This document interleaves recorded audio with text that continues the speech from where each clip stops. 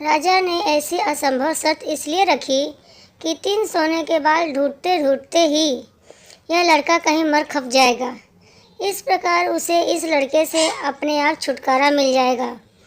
अब लड़के के आगे राजा की आज्ञा का पालन करने के अलावा कोई और रास्ता नहीं था, क्योंकि अगर वह राजा की आज्ञा का उल्लंघन करेगा तो भी राजा उसे मरवा देगा। इससे अच्छा है कि बाहर जाकर ढूंढने पर शायद वह 3 सोने के बाल लाने में सफल हो जाए। वह अगले दिन मुंह अधियारे ही शैतान के सोने के बाल ढूंढने निकल पड़ा। चलते चलते वह एक बड़े शहर में पहुंचा। शहर की सीमा पर एक बड़ा सा गेट था, जिस पर हथियारबंद सिपाही पहरा दे रहा था। सिपाही ने उस लड़के से पूछा, यहाँ तुम्हारा क्या काम है? क्या तुम कुछ समझते और जानते हो? लड़का बोला, मैं सब कुछ समझता और जानता हूँ। सिपाही बोला, अगर तुम सब कुछ जानते हो तो हम पर भी एक मेहरबानी करो। हमें भी बताओ कि शहर की सीमा पर यह जो कुआं है, पहले इससे मीठा पानी निकलता था, पर अब इसमें पानी ही नहीं है, यह सूख गया है, क्यों? लड़का बोला, अभी तुम थोड़ा सब्र करो, जब मैं अपना काम खत्म करके वापस आऊँगा तो तुम्हें बताऊँगा। इतना कहकर वह गेट से निकलकर आगे गया। उसके बाद वह दूसरे शहर के बड़े से गेट के पास पहुंचा तो वहां पर भी एक हथियारबंद सिपाही पहरा दे रहा था।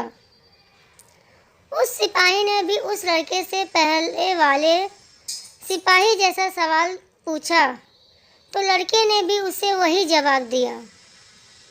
लड़का बोला, मैं सब कुछ जानता हूँ। नाविक बोला, अगर तुम सब कुछ जानते हो और समझते हो तो कृपा करके मुझे बताओ कि आने जाने के इस काम से मुझे छुटकारा कैसे मिलेगा? लड़का बोला, इस सवाल का जवाब मेरे वापस आने पर तुम्हें जरूर मिलेगा, पर पहले तुम मुझे नदी पार करवाओ। नाविक ने उसे अपनी नाव पर बैठाकर दूसरे किनारे पर छोड़ दिया। जैसे ही वह नदी के दूसरे किनारे पर गया, उसे वहां नीचे की ओर जाने वाला कच्चा और अंधेरा सा रास्ता दिखाई दिया। वह उसी रास्ते पर चल पड़ा। काफी नीचे पहुंचने पर उसे एक बूढ़ी औरत आंगन में बैठी हुई दिखाई पड़ी। जैसे ही उसने उस घर में प्रवेश किया तो उस बूढ़ी औरत ने उससे पूछा, अरे बच्चे, तू कौन है और यहाँ पर क्यों आया है? तुझे पता नहीं कि यहाँ पर शैतान रहता है? लड़का बोला, मैं ठीक जगह पर आया हूँ और तुम मेरी सहायता करो। मुझे शैतान के 3 सोने के बाल चाहिए, नहीं तो मुझे मेरी पत्नी वापस नहीं मिलेगी। बूढ़ी औरत बोली, बेटा, यह तो तेरी बहुत बड़ी मांग है, इसे पूरा करना इतना आसान। जब राक्षस घर वापस आकर तुझे यहाँ देखेगा तो कच्चा ही चबा जाएगा, इसीलिए मुझे तेरी रक्षा करनी पड़ेगी। उस बूढ़ी औरत को लड़के पर तरस आ गया। उसने चीटा बनाकर उसे अपने स्कर्ट की चुन्नटों में छुपा लिया। लड़का बोला, बूढ़ी माँ, मुझे आपसे 3 सवालों के जवाब भी पूछने हैं।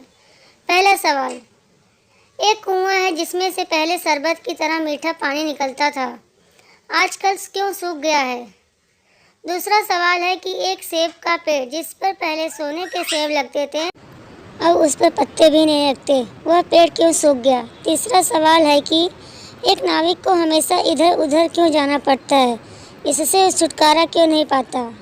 बूढ़ी धाय माँ बोली, ये तीनों बड़े कठिन सवाल है। इन सवालों के जवाब भी हमें राक्षस से मिल सकते हैं। मैं तेरे लिए यह कोशिश भी ज़रूर करूँगी, पर अब तू चुपचाप छुप जा, नहीं तो जिंदा नहीं बच सकता। शाम को राक्षस घर पहुंचा। अंदर घुसते ही उसने शोर मचाना शुरू कर दिया। मुझे अपने घर में किसी मनुष्य की गंध आ रही है, आज ज़रूर कुछ गड़बड़ है। यहाँ कौन आदमी आया था? इतना कहकर उसने पूरे घर में झांक कर देखा, पर उसे कोई भी मनुष्य नहीं मिला। उसकी धाय माँ उस पर गुस्सा करने लगी और बोली, अभी कुछ देर पहले ही तो मैंने पूरा घर साफ किया है। मुझे तो यहाँ कोई मनुष्य नहीं दिखाई दिया। लगता है तेरी नाक में ही मानस गंध घुस गई है। चुपचाप आराम से बैठ और भोजन कर। राक्षस को जब कोई मनुष्य नहीं मिला तो उसने अपने धाय माँ की बात पर विश्वास करना पड़ा। वह चुपचाप खाना खाकर वहीं जमीन पर बिछी हुई बड़ी सी चटाई पर लेट गया। लेटते ही उसे नींद आ गई। उसकी धाय माँ भी आज उसके पास बिछी दूसरी चटाई पर लेट गई, क्योंकि आज उसे उस राक्षस के बालों से उसके सोने के 3 बाल तोड़ने थे। जब राक्षस नींद में जोर जोर से घर्राटे लेने लगा तो धाय माँ ने उसके सिर से सोने के 1 बाल उखाड़ लिया। राक्षस दर्द से करा उठा। ओ माँ, तू यह क्या कर रही है? मेरे बाल क्यों खींच रही है? धाय माँ बोली, बेटा, मैंने अभी भयंकर सपना देखा तो डर के मारे तेरे बाल पकड़ लिए। राक्षस बोला, ऐसा कौन सा सपना था जिससे तू इतना डर गई? बूढ़ी धाय माँ बोली, मैंने सपने में देखा कि बाजार वाला कुआं जिससे शरबत निकलता था अब वह सूख पड़ा है। इसमें किसका कसूर है? राक्षस बोला, इसे सिवाय मेरे कोई नहीं जानता। उस कुएं के नीचे एक बड़ा सा पत्थर है और उसी पत्थर के नीचे एक बड़ा सा मेढक रहता है। अगर उस मेढक को मार दिया जाए तो उस कुएं से फिर से शरबत निकलना शुरू हो जाएगा। इतना कहकर राक्षस फिर जोर जोर से खर्राटे भरने लगा। धाय माँ को जब विश्वास हो गया कि राक्षस पूरी तरह से सो गया है तो उसने उसके सिर से सोने का दूसरा बाल उखाड़ लिया। राक्षस फिर जोर से चीखा, ओ माँ, यह तू क्या कर रही है? धाय माँ बोली, बेटा बुरा मत मान। मैंने फिर एक अजीब सा सपना देखा, तभी डर के मारे तेरे बाल मेरे हाथ में आ गए। राक्षस ने पूछा, ऐसा कैसा सपना था जिससे तू इतना डर गई थी? बूढ़ी माँ बोली, मैंने सपने में देखा कि राज्य की सीमा पर जो सेब का एक पेड़ है जिस पर पहले सोने के सेब लगते थे अब सूख गया है। इसके सूखने का क्या कारण है? राक्षस बोला, इस पेड़ की जड़ में एक चूहा रहता है जो इसकी जड़ों को काटता रहता है। अगर उस चूहे को मार दिया जाए तो वह पेड़ फिर से सोने के सेब देने लगेगा। पर अब तू मुझे अपने सपनों से परेशान मत कर, मुझे चैन से सोने दे। इतना कहकर थोड़ी देर बाद वह राक्षस फिर जोर जोर से खर्राटे लेने लगा। जैसे ही बूढ़ी माँ को लगा कि राक्षस सचमुच सो गया है तो उसने तीसरी बार सोने का बाल उखाड़ लिया। अब तो राक्षस गुस्से से आग बबूला हो गया और धाय माँ को खरी खोटी सुनाने लगा। धाय माँ उसे शांत करने की कोशिश करने लगी। फिर बड़े प्यार से बोली, बेटा, मैं इन अजीब अजीब सपनों का क्या करूं? अभी अभी मैंने फिर से एक अजीब सपना देखा। राक्षस बोला, ऐसा कौन सा सपना देखा? जल्दी कह, मुझे जोर से नींद आ रही है। बूढ़ी माँ बोली, मैंने सपने में देखा कि मुझसे एक नाविक शिकायत कर रहा था कि उसे हर समय इधर से उधर जाना पड़ता है। उसे इससे छुटकारा क्यों नहीं मिलता? इसमें उसका क्या कसूर है? राक्षस बोला, वह नाविक मूर्ख है। जिस दिन वह किसी और आदमी के हाथ में अपना चप्पू दे देगा उसे हर रोज के आने जाने से छुटकारा मिल जाएगा। इतना कहकर राक्षस फिर अपनी चटाई पर लेट गया और खर्राटे लेने लगा।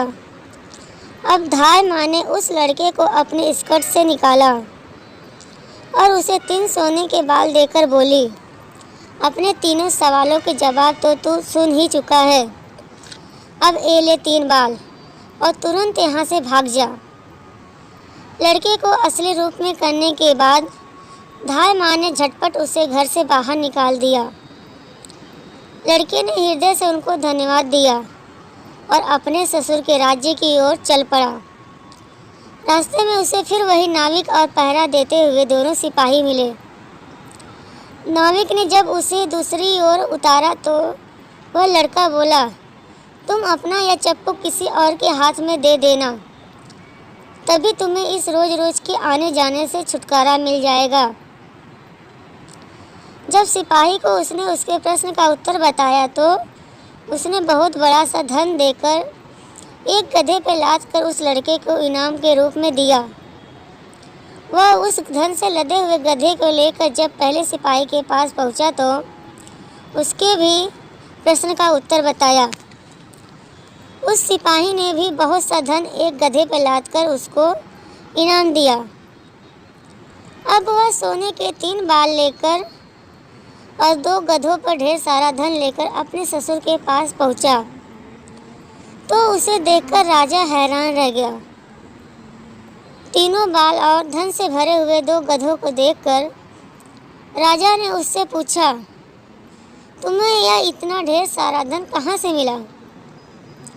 लड़का बोला, मैं नदी के उस पार गया था, वहाँ मुझे बहुत सारा धन मिला। उसमें से कुछ धन मैं अपने साथ ले आया। राजा को लालच आ गया। वह लड़के से बोला, क्या मैं भी नदी के उस पार से तुम्हारी तरह कुछ धन ला सकता हूँ? लड़का बोला, क्यों नहीं।